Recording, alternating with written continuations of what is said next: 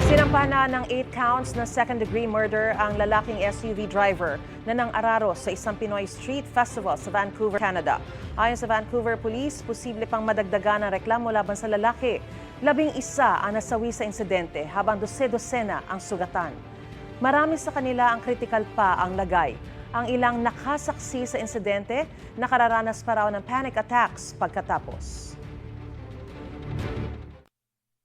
Pagkalabas ko, nakita ko mismo talaga yung sasakyan na sumagasa ng mga tao. Hindi ako makapaniwala na I saw that.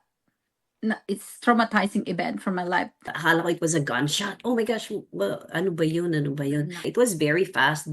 Siguro yung from the revving of the car all the way to the end, ang bilis. It's like seconds. Everyone was screaming, everyone was crying, everyone was on panic. Nag-abot naman ng pakikiramay ang Filipino-American rapper na si Apple Diab.